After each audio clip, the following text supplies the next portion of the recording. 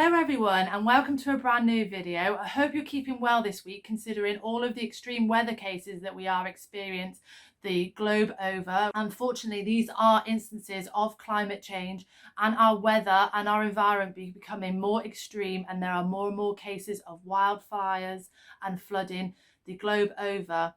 Unfortunately, we are now experiencing and paying the price for our actions and for the greed and the snatching of resources that we have been doing for a long time now, relatively unchallenged. Now, obviously, that is changing. That does no way mean that people deserve to be unwell or injured or to lose their lives in these instances. That does not make these things right. But as this channel is here for it, hopefully it will raise awareness that things need to change drastically, and we need to force change on organisations and governments and within our own lives that we help benefit the planet and create a better future for all. So today, this week's video, we are talking about upcycling, and I have some friends here with me that I've been busy painting this week and giving a bit of a refresh and rejuvenation. So these are garden ornaments that have been out in my garden and have been subject to the weather and were a little bit faded and needed a new lease of life. They're all 70s inspired, particularly the glam rock colours and eras and some of the major icons from that 70s period. So here, this is David Bowie. This is T-Rex or Mark Bowlen. Sorry about the turning. There we go. And this one is Noddy Halder from the band Slade. Please turn back round. There we go.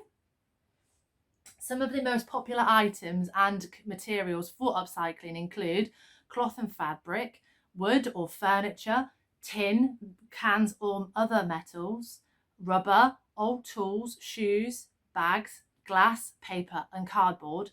So there are many options, and you can find inspiration from the internet of something that you can use that you deemed that was beyond its purpose and create into something else. The definition of upcycling suggests that the item that is created has to have increased value or become of higher quality. And I think that completely overlooks what the true beauty of upcycling is, which is purpose and having new function. I really do believe that upcycling at its very best, it is to do with repurposing or reusing something, whether it be through repair, refresh or rejuvenation, completely repurposing it, or recreating it from something that it was not before into something entirely new, and stopping that item from reaching landfill or becoming waste straight away.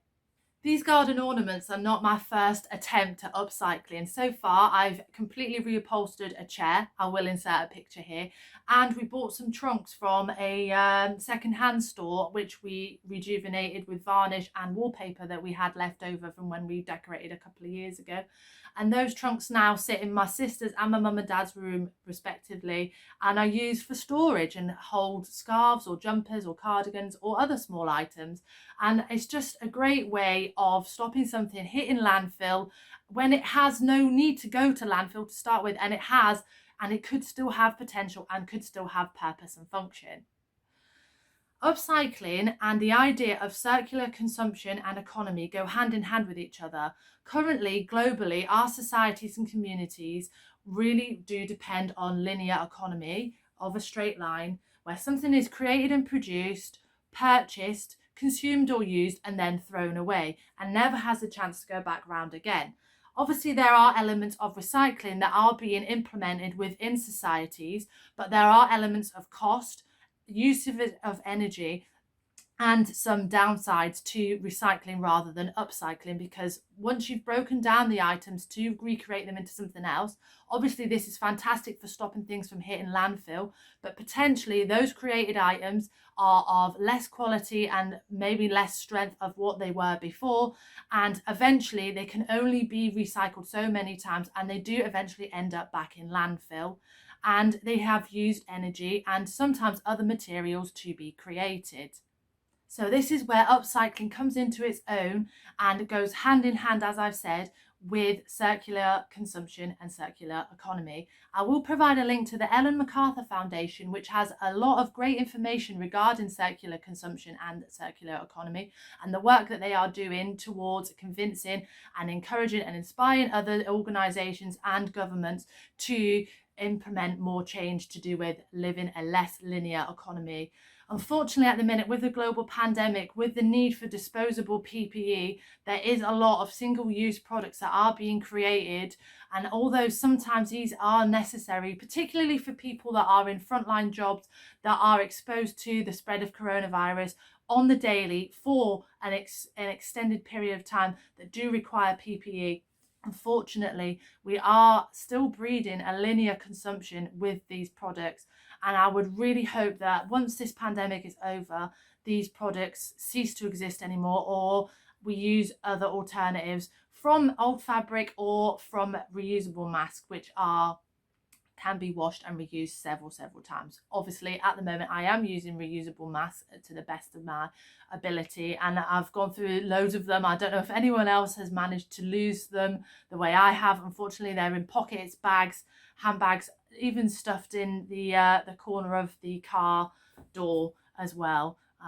So there, I can usually find a reusable mask all over the place. On top of the expected benefits of upcycling in terms of saving the environment and potentially saving yourself money from going out and buying something brand new, and which has been created from virgin materials and products, there's obviously the idea that you can be creative and be inspired and kind of just access those creative juices that you may not have accessed before. I'm a bit of an avid painter anyway, but I've had some real fun with using these and use of colour and looking at photos of these 70s icons and just kind of having a little bit of fun. And who would have thought that I could have possibly created these little rejuvenated owls into 70s glam rock icons. There is options to do something a little bit more fun or trivial, or you can create something that is completely functional and has a purpose beyond an aesthetics. There are just so many options with upcycling in terms of you accessing your creativity and your creative flair and creating something unique that you have made that sometimes is personal to you and your taste. Or you can go and buy a upcycled item from markets or individual small businesses who have done that part of the upcycling for you, that have used their creativity, and you can see something that has been created and has inspired them. I will also post some other links to websites which have great information about upcycling and the ways in which you can take an item and upcycle it, whether it be you give it a brand new purpose and function, you just refresh it and rejuvenate it, whether it be reupholstered, painted, or kind of just tidied up and given a new lease of life aesthetically. There's the options to repair. At the moment, I have a pair of ankle boots that will be going to the shop that can re-heal them and re-sole them so that they can continue to be used through another autumn, another winter, so that I'm not binning them just because at the moment they're not ideal and they can still be used. So they are going to go to the shop to be re-healed and re-soled imminently. And also there is the option to recreate into something completely different. A quick search of the internet, you will find things that have been completely given new purpose and life as something else, whether it be welly boots as planters, an old wooden ladder as shelving, things that can be used as containers and storage, or using clothing in a different way and making it into something new, whether it be jeans that have got rips and hems that you don't like, making them into a skirt or shorts. Their possibilities are absolutely endless, and with a little bit of time to think or inspiration from others on social media or online, you too could be taking an item that you didn't think was possible to be used anymore and creating something completely wildly different that's unique to you and catered to your own personal taste, needs and function. So what are my tips for upcycling? First and foremost, try to use materials that you already have rather than creating further carbon footprint or waste by buying materials that become excess or become waste, especially chemicals and paint as well. Look into your local community as well. You're guaranteed to find somebody is throwing something out somewhere that they have deemed is rubbish and no use anymore. Always ask permission, even if it is curbside or in a skip, if there's something that you'd like to take and repurpose or reuse, or have something there instantly, you know that bright spot, that is something I can use for such and such within my own home.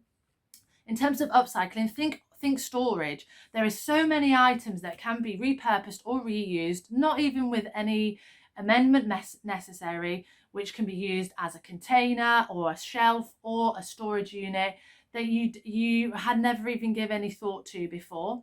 And my last tip is buy consciously. There are quite a lot of small businesses and companies out there that are using recycled materials and upcycling them.